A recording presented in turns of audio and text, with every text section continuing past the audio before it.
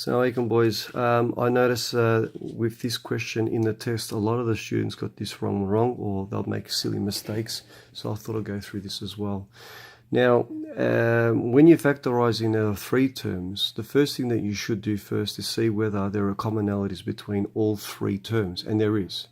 As you notice that there are the highest common factor for these three terms would be 3. So we put a bracket here first.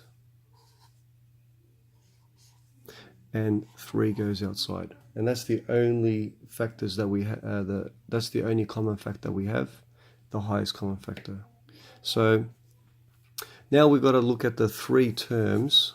Pretty much when we're expanding, okay, we need to go back to this. So pretty much factorizing is the opposite of expanding.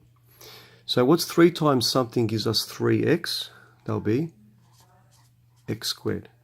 What's 3 times something gives us negative 12x, which it will be negative 4x.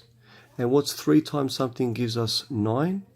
That will be positive 3. Now that we've got this, we can actually factorize this now. So this here is a trinomial expression.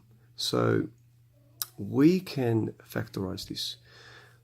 As mentioned in class, we should find the two factors that when they multiply, it will give you 3, and the two factors for x squared.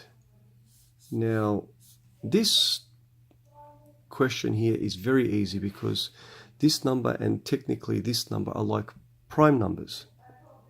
And factors of prime numbers is the number in itself, 1 and itself, sorry. So let's put 3 here and a 1. So 3 times 1 is 3, but also when we combine these, it should equal to negative 4. So which one should be negative? If we make one of them negative, then we've changed this. This becomes negative 3 times 1 becomes negative 3. So therefore, we need to make these both negative. So this is negative 3 times negative 1 will give you positive 3. And if we go down 3 and then down 1, we'll get negative 4. Or negative 3 take away 1 is negative 4. And obviously the factors for x squared is x and x. And as mentioned to you in class, circle this one here, that's one bracket.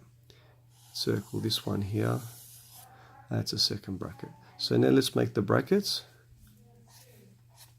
X minus 3, x minus 1, and obviously 3 here is also a factor, so we have to bring it back here. So this is it.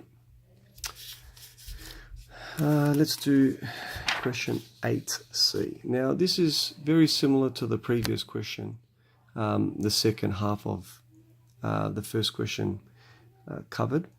So we've got to find now two factors. Multiplying it gives us negative 10. So it could be two scenarios. It could be 5 times 2, but if I had 5 and 2, 5 times 2 is 10, but 5 and 2 somehow would never ever give me 9. So it can't be this factor.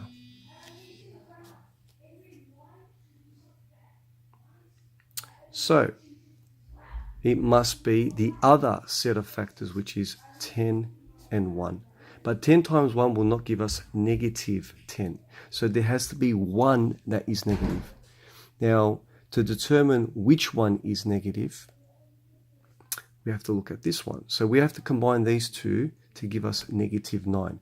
Now, if I make this a negative, 10 take away 1 will give me 9, not negative 9. So it can't be negative here. So it needs to be negative where the 10 is. So now let's see if it's matches again. Negative 10 times 1 gives us negative 10. And negative 10 plus 1 will give us negative 9. So this factor meets the criteria. Now what are the factors of x squared? X and x. So let's circle this. That's one bracket. circle this, that's the other bracket. So it'll be x minus 10 and x, because this is a positive 1. That's it.